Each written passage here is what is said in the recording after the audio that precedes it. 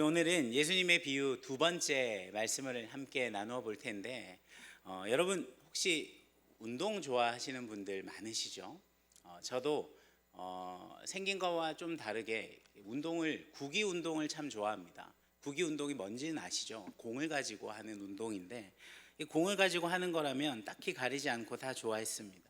어릴 땐 동네 친구들과 야구를 많이 했고, 학교에서는 초등학교 때부터 대학원 때까지 축구는 늘 함께 하는 것, 마이 라이프였죠. 그리고 탁구, 농구, 볼링 이런 공을 가지고 하는 운동들 참 많이 좋아하고 지금도 좋아합니다. 그런 저였기 때문에 삶을 살면서 가장 이해할 수 없는 운동이 두 가지가 있었습니다. 그게 뭘까요? 등산과 러닝이었습니다.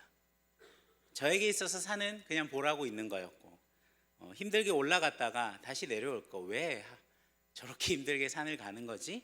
도저히 이해할 수 없었고요. 더 최악은 마라톤입니다. 나이가 좀 있는 사람들은 학교에서 체력장, 명칭이 좀 바뀌었겠죠. 제가 이제 다닐 땐 체력장이었는데, 가장 싫은 종목이 뭡니까? 오래 달리기. 사실 지금 생각해 보면 긴 거리도 아니에요. 1점 몇 킬로밖에 안 되는 거리였던 것 같은데, 그것도 너무너무 싫었던 것 같습니다. 기본적으로 달린다라는 걸 싫어했고, 그리고 그걸 길게 달린다라는 건 혐오할 정도로 너무 싫어했죠.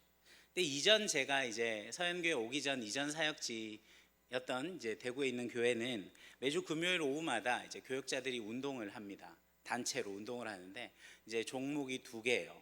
족구와 마라톤입니다. 그래서 족구를 하는 날은 너무 행복했어요. 너무 내가 좋아하는 운동이고 너무 즐겁게 할 수 있는데, 마라톤을 하게 되는 날은 굉장히 슬퍼오고 막 마음이 막 아팠습니다. 너무 하기 싫고. 근데 당시 제가 막내였거든요. 그러니까 따라가야죠. 가서 조금씩 하다 보니까 이게 묘한 즐거움과 묘한 매력이 있더라고요. 그리고 그와 비슷한 시기에 좀 개인적인 여러 가지 좀 머리 아픈 일들도 있고 해서 산에 조금씩 올라가게 되었고, 제가 그래서 대구에 있는 동안에 제가 살면서 가장 혐오하던 두 가지 운동을 참 많이 사랑하게 됐습니다.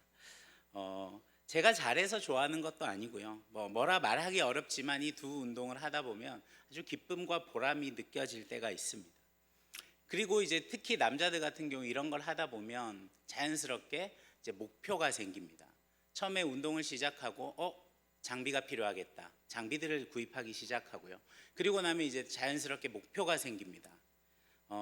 저도 이제 다시 이제 조금씩 이 조깅을 하기 시작하면서 다시 목표를 세웠습니다. 하반기 안에 10km 대회를 한 번 더 참여하고 1, 2년 안에 하프 마라톤을 한번 해보고자 하는 목표가 생겼어요. 이렇게 달리는 걸 좋아하는 사람들은 이제 꿈처럼 가지는 목표가 하나 있는데, 그게 뭐냐면 사진을 한번 보여주시겠습니까?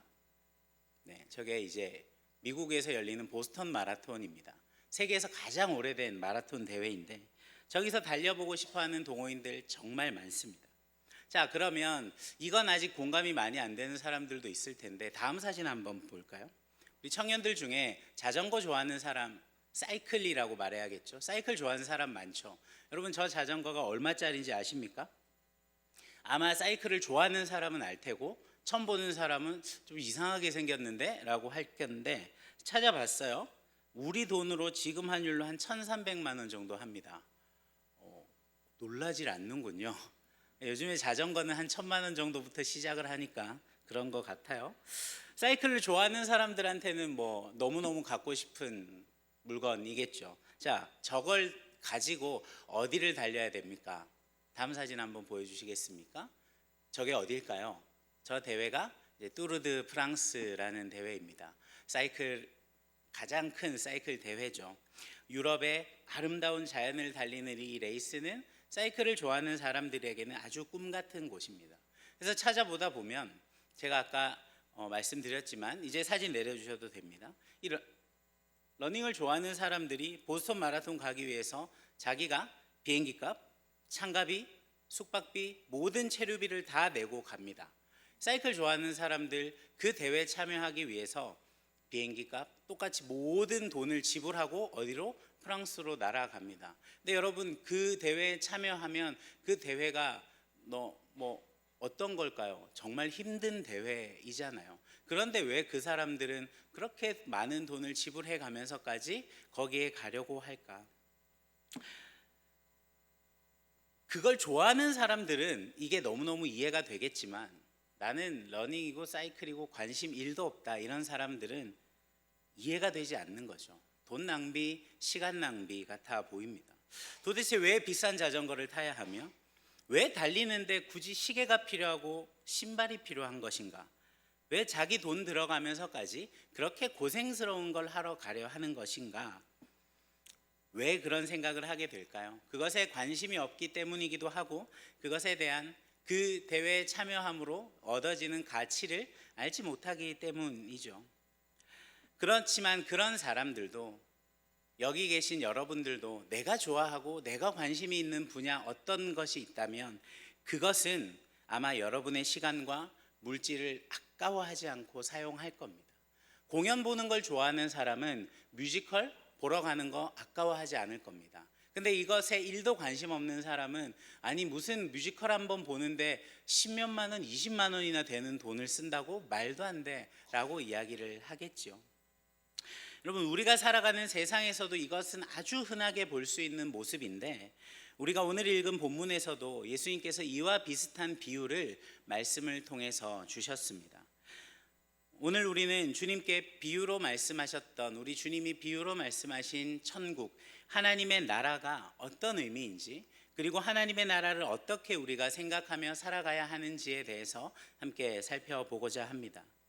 여러분, 먼저 이 하나님의 나라는 예수님의 비유 중에 주된 주제가 바로 하나님의 나라, 천국에 대한 비유입니다. 여러분, 하나님의 나라가 무엇일까요? 그곳은 그리스도께서 다스리는 영역입니다. 하나님 나라는 현재 이 땅 위에 있는 지리적인 영토를 구분하는 것이 아니라 영적인 영역에 속하는 것이죠. 예수님은 하나님 나라가 현재는 만질 수도 없고 볼 수도 없는 상태다라고 말씀하셨습니다. 그러나 이 볼 수 없는 하나님의 나라가 완전한 하나님의 나라냐? 그렇지 않습니다. 왜냐하면 우리 주님께서 재림하시는 그날, 주님께서 이 땅 가운데 다시 오시는 그날 하나님 나라가 완성될 것이고, 그때에는 우리 눈에 보이는 하나님의 나라가 세워지게 될 것입니다. 그때가 되면 세상 나라가 우리 주님의 완전한 소유가 되고, 그곳에서 주님은 세세토록 영원히 왕 노릇하실 것입니다. 물론 그때가 오기 전에도 하나님의 나라는 우리에게도 구체적인 현실로 다가와야 합니다. 그 나라는 지금도 여전히 존재합니다. 그리고 죄인들이 구원을 받아 그 나라의 영원한 시민권을 얻을 때마다 조금씩 성장하고 확장되어 가고 있는 것이 바로 하나님의 나라입니다. 이 하나님 나라보다 더 귀한 가치를 지닌 것은 여러분이 우주 어디에도 없다, 저는 확실하게 말할 수 있습니다. 만일 우리가 소유하고 있는 것과 앞으로도 내가 미래에 소유하게 될 모든 것들을 내어놓는다고 해도 우리는 이 하나님 나라에 들어갈 자격을 갖추지 못합니다. 왜냐하면 성경은 그 어떤 대가를 지불하고서라도 하나님 나라에는 들어갈 수 없다라고 말하기 때문입니다. 하나님 나라에 들어가는 길은 우리가 생각하는 것과 전혀 다르기 때문이죠. 많은 재물을 소유하고 아니면 권세를 가지고 지식을 가지고 있다고 해서 그곳에 들어갈 수 있느냐? 그렇지 않습니다.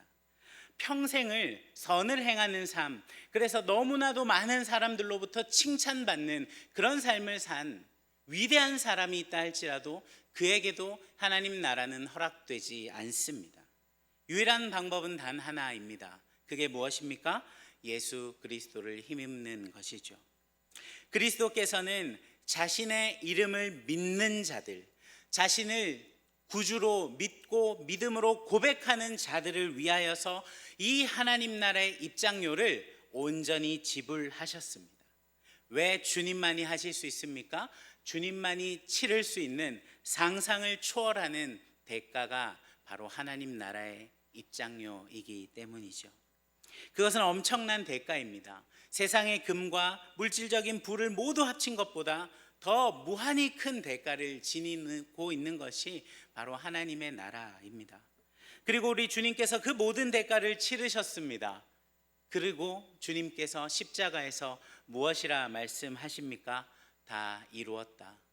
그 다 이루었다가 무엇입니까? 내가 이 하나님의 나라에 들어가는 대가를, 나를 구주로 믿고 고백하는 모든 이들을 위하여 그 대가를 다 지불했다라고 말씀하시는 것이죠. 그래서 하나님의 나라에 들어가는 사람은 자신의 공로, 자신의 소유, 자신의 행위가 아닌 믿음으로 말미암는 은혜로 그곳에 들어가게 되는 것입니다. 여러분 다 알고 있는 사실이죠. 우리에게 이 은혜로 주어진 하나님의 나라를 예수님 무엇으로 비유하셨는지 우리 본문을 함께 살펴보면 좋겠습니다. 마태복음 13장 44절 말씀입니다. 본문을 같이 한번 읽어볼까요? 시작. 천국은 마치 밭에 감추인 보화와 같으니 사람이 이를 발견한 후 숨겨두고 기뻐하며 돌아가서 자기의 소유를 다 팔아 그 밭을 사느니라. 밭의 보화를 감춘다. 오늘날은 잘 이해되지 않을 수 있는 이야기지만 예수님 당시에는 아주 흔했던 이야기입니다. 당시에는 재산을 안전하게 보관할 만한 장소가 있지 않았기 때문이죠. 당시의 재산은 주로 땅과 소유물로 이루어져 있었는데 오직 큰 부자들만이 동전과 보석 같은 귀한 보물을 소유했었습니다. 그런 보물을 숨겨둘 곳을 찾는 것은 이제 개인의 몫이었던 것이죠. 전쟁이나 정변 등이 흔했던 지역에서는 그래서 보물을 땅에 파묻는 것이 자신의 재산을 지키는 아주 좋은 방법 중 하나였습니다. 정복자들은 항상 전리품을 취하기 위해서 지역 주민들의 재산을 훔치고 약탈하는 그것을 아주 당연하게 여겼기 때문이죠. 그래서 사람들은 전쟁이 시작될 징후가 보이면 집안에 있는 보석이나 돈을 이 토기에 담아서 땅에 묻었고 그 장소를 기억해 두었다가 위험한 때가 지나고 나면 다시 파내곤 했다라고 합니다. 자, 이 비유에 등장하는 이 다른 사람 소유의 밭에 보물이 감추어져 있는 것을 발견한 사람, 이 사람은 누구일까요? 아마도 밭 주인에게 고용된 일꾼이었을 가능성이 높겠지요. 그는 쟁기질을 하다가 땅속에 파묻힌 보물을 발견했습니다. 그는 즉시 그것을 발견한 장소에 다시 묻어 두었습니다. 그리고 돌아가서 자신이 소유한 모든 것을 처분해서 감추어진 보화를 차지하기 위하여 그 밭을 사들였습니다. 밭에서 발견한 보화가 밭 주인이 그곳에 숨겨놓은 것 아닌가라고 생각할지도 모르겠습니다. 그런데 여러분, 만약에 그 보화가 그 주인의 것이었다면 그 사람이 그 땅을 팔지 않았겠지요. 그리고 당시 유대의 법에 따르면 이것을 발견한 사람의 소유가 되었다라고 합니다. 자, 이 보화를 발견한 일꾼은 어떻게 합니까? 누가 법적인 이 보화의 소유주인지를 따지는 논쟁을 처음부터 만들지 않기 위하여서 자신이 발견한 보화를 다시 조용히 땅속에 묻어두고 그리고 나서 자신의 모든 소유를 팔아 그 밭을 샀습니다. 아무런 논쟁 없이 그는 그 보화의 주인이 될 수 있었습니다. 이 비유가 말해주는 것이 무엇일까요? 이 일꾼은 자신이 발견한 이 보화가 너무나도 기쁘고 놀라운 나머지 그것을 얻기 위하여 자신이 가지고 있는 모든 것을 기꺼이 포기했다. 그것을 포기할 만큼 가치 있다라는 것을 발견했다라는 것이죠. 그렇다면 우리 두 번째 비유를 한번 살펴볼까요? 13장 45절 46절 말씀입니다. 또 천국은 마치 좋은 진주를 구하는 장사와 같으니 극히 값진 진주 하나를 발견하며 가서 자기의 소유를 다 팔아 그 진주를 사느니라. 자, 이 사람은 도매상입니다. 어떻게 알 수 있습니까? 이 사람은 당시에 이 도시 저 도시를 다니면서 품질 좋은 진주를 구입해 팔기 위해 돌아다니는 사람이었습니다. 좋은 진주를 구하는 장사라고 했죠. 예수님 당시에 진주의 가치는 오늘날 다이아몬드와 동일하다라고 합니다. 그렇기 때문에 이 사람은 크고 좋은 진주를 구해 되파는 것을 통해 많은 이윤을 남기고자 했던 사람이었죠. 당시에 진주가 값어치가 있던 만큼 아주 좋은 투자 수단이 되었기 때문입니다. 근데 여러분, 오늘 이 첫 번째 비유와 두 번째 비유에 등장한 두 사람의 공통점이 있습니다. 그게 무엇일까요? 이 두 사람 다 자신이 찾은 그 놀랍도록 가치 있는 것을 얻기 위하여 자신의 모든 것을 걸었다라는 것입니다. 요즘 청년들 투자에 관심이 많죠. 무엇을 하든 재테크를 함에 있어서 여러분, 가장 위험한 게 뭡니까? 잘 모릅니까? 아니면 잘 모르는 척하는 겁니까? 소위 몰빵이라고 하죠. 조금 우리가 유식한 말로 집중 투자. 자신의 모든 것을 주식이든 뭐든 하나에만 다 쏟아붓는, 주식도 분산 투자를 해야 한다 하는데 하나에만 다 쏟아붓는 아주 위험한 투자자들이 오늘 말씀에 등장하는 이 두 사람입니다. 극단적인 사람들이죠. 자기 소유를 다 팔았대요. 이것을 얻기 위해서 집도 모든 것도 다 팔아버렸대요. 영끌보다 더하게 모든 것을 끌어모아서 자신의 소유를 팔았던 사람들입니다. 그런데 여러분, 오늘 주님께서 말씀하신 이 두 비유는 우리가 사는 세상의 투자 원리와는 별 관계가 없는 내용입니다. 이 두 비유는 이 세상이 가치 있게 생각하거나 중요하게 여기는 것이 무엇이든지 예수 그리스도를 알고 그분의 나라에 참여하는 것과 비교하면 그 어떤 것도 아무것도 아니다라는 것을 우리에게 말씀해 주시는 영적인 교훈이기 때문입니다. 여러분, 하나님의 나라는 영적으로 파산하여서 저주와 불행에 시달리는 그 세상이라는 밭 가운데 깊이 감추어진 보화와 같습니다. 이 보화에는 구원, 용서, 사랑, 기쁨, 평화, 영광, 그리고 하늘에서의 영원한 삶, 하나님과 그리스도의 은혜로운 임재가 포함되어 있습니다. 하나님 나라라는 보화 안에는 영원한 가치를 지닌 모든 것이 담겨 있습니다. 이것이 이 하나님의 나라가 저와 여러분 같은 인간이 발견할 수 있는 가장 귀한 보화인 이유입니다. 여러분, 이 땅을 살아가는 우리에게 영원한 것이 무엇이 있습니까? 여러분의 젊음이 영원하지 않다는 것 너무 잘 알죠. 우리 소망마을 지체들 나이가 좀 먹어가면 이상해요. 30이 되어가면 계속 어디가 아프다 그러고 힘들다 그래요. 나이 든 척을 합니다.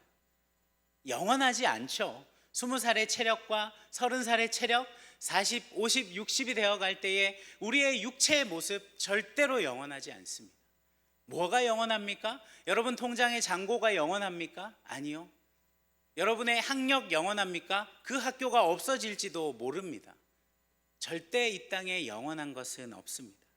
그런데 이 하나님의 나라, 하나님 나라가 담고 있는 이 구원과 용서와 사랑과 기쁨과 평화와 영광, 예수 그리스도로 말미암는 그 은혜의 임재는 하나님의 나라 안에 영원히 존재하는 것입니다.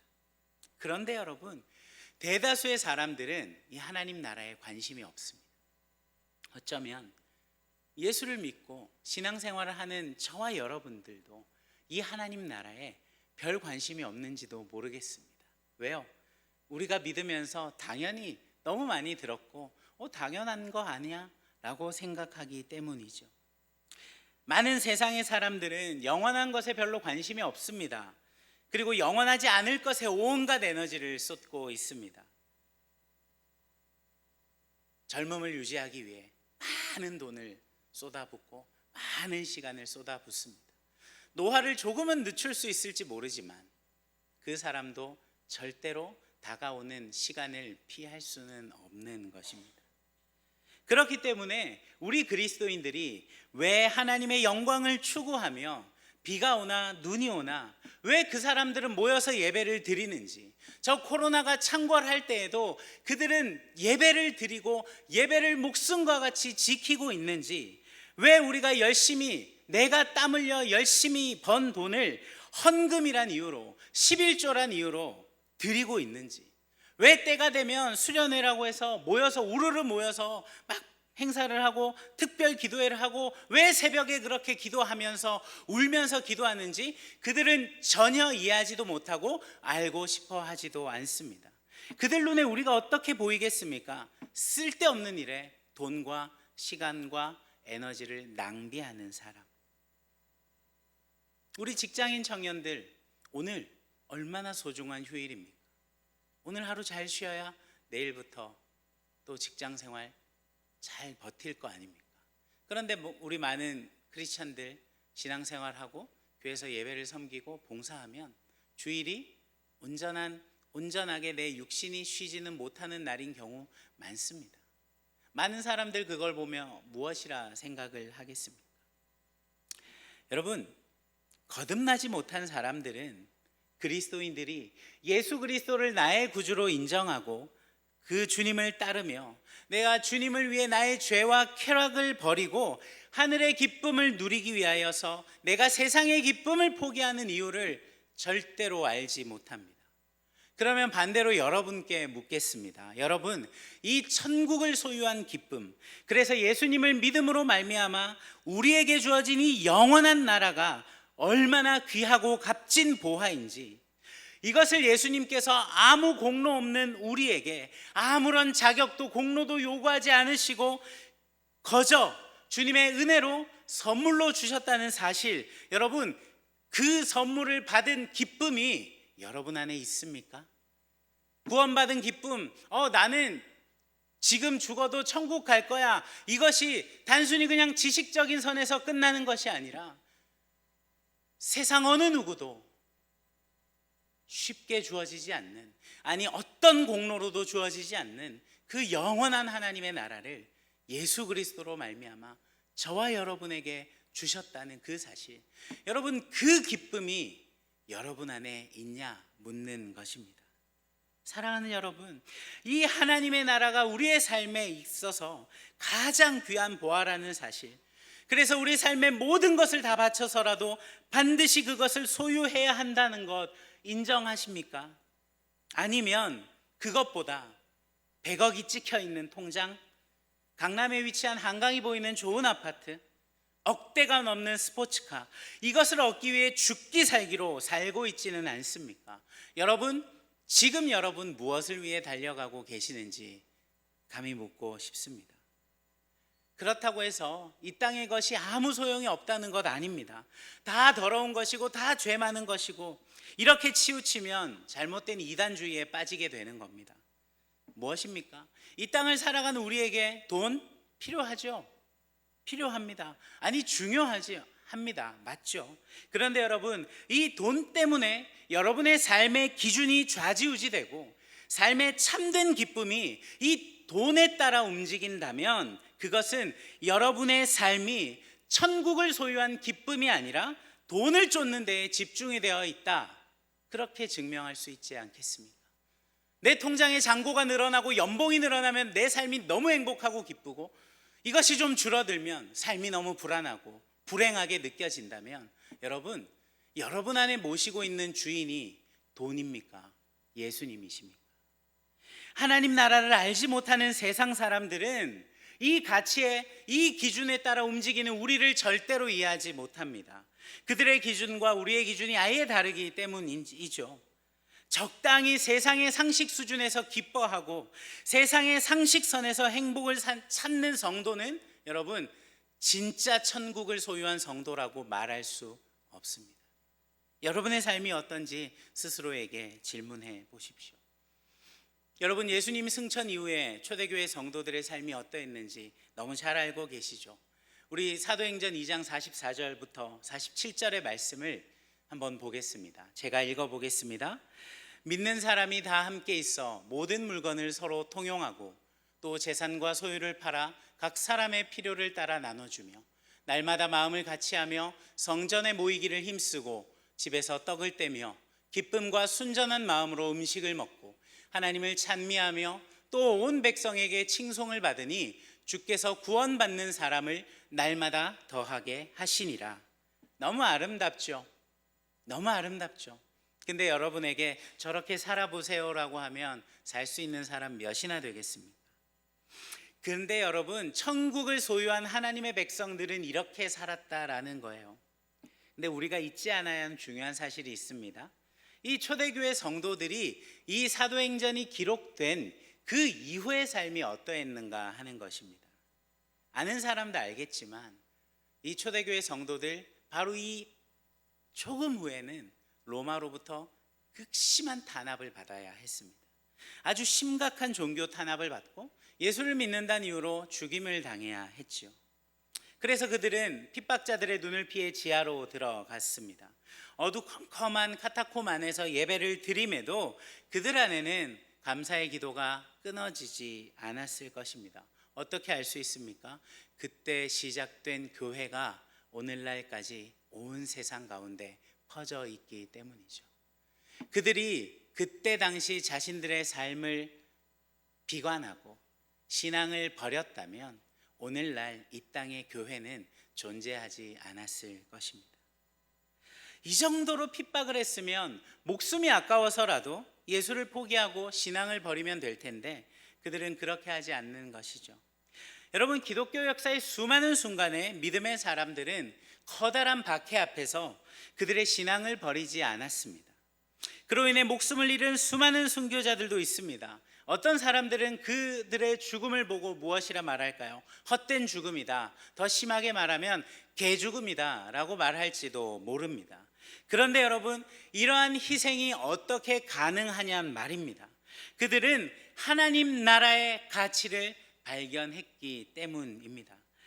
절대로 영원하지 않을 이 땅에서의 삶을 내가 더 잘 살아가고 풍요롭게 안전하게 살아가기 위해서 영원한 것을 포기해버리는 것이 얼마나 어리석은 것인지 그 모든 사람들은 알고 있었기 때문입니다. 사랑하는 여러분, 이것이 하나님 나라를 천국을 소유한 성도의 삶인 줄 믿습니다. 천국을 소유한 사람들, 무엇이 진짜 가치 있는 것인가를 아는 성도의 삶은 절대로 그 눈이 땅에 있지 않습니다. 땅을 살아가지만 그들의 눈은 하늘을 향해 있습니다. 사람들의 눈에는 예수 믿는 사람들, 예수 믿는다고 하는데 고통받고 가난하고 예수 믿어서 잘 되는 것 하나 없어 보이고 실패만 가득한 것처럼 보일지 모르지만 우리는 압니다. 밭에 감추어진 그 보화, 너무나도 귀한 진주, 그래서 내 인생의 모든 것을 들여서라도 소유해야만 하는 그 보화가 무엇인지를 말이죠. 그 가치를 아는 사람처럼 여러분 살아가셔야 하는 겁니다. 그 가치를 알지 못하는 사람은 절대로 이해할 수 없는 세계가 있습니다. 절대로 드릴 수 없는 헌신과 사랑이 있다는 것입니다. 그러나 우리는, 저와 여러분은 그 하나님 나라를 이미 소유했고 그 하나님 나라가 우리에게 어떤 가치가 있는지를 아는 사람들이라는 것이죠. 각종 운동이나 취미생활, 나를 가꾸고 나를 꾸미고 내 삶을 유익하게 만들어줄 만한 가치가 있는 것에 나의 물질과 시간 하나도 아까워하지 않는 시대입니다. 돌아보십시오. 여러분, 그것에는 어느 누구도 돈을 아까워하지 않아요. 아마 저와 여러분도 많은 부분 그렇게 살고 있는 것들 있을 겁니다. 근데 여러분, 가장 존귀한 보화, 가장 귀한 가치가 있는 하나님의 나라를 은혜로 주신 주님, 그 주님을 위해서는 여러분 무엇을 드리고 있습니까? 내 삶을 즐겁고 풍요롭고 나를 잘 꾸며가기 위해서 많은 시간과 에너지와 물질을 드리는 만큼 여러분 주님을 위해서는 무엇을 드리고 계십니까? 여러분이 관심을 가지고 에너지를 쏟는 그 활동만큼 주님을 위해 여러분의 시간과 에너지를 사용하고 계시는지요? 만약 그렇지 않다면 여러분 잠깐 멈추십시오. 그 걸음을 멈추시고 그 여러분의 시간, 에너지를 쓰는 것 잠깐 멈추십시오. 그리고 여러분 삶의 우선순위를 다시 조정하셔야 됩니다. 그것이 가장 중요한 것이고 그것이 가장 가치 있는 것이기 때문입니다. 사랑하는 우리의 서연의 청년 여러분, 천국을 소유한 성도의 삶 살아가시길 바랍니다. 세상이 말하는 복과 성공의 길이 아니라 그 유한한 것을 쫓는 삶이 아니라 절대로 쇠하지도 않고 없어지지 않는 그 영원한 나라의 가치를 쫓아 살아가시길 바랍니다. 그것을 통해 주님만으로 온전한 기쁨과 감사를 누리는 우리 사랑하는 모든 서연의 청년들 되기를 주님의 이름으로 축복합니다.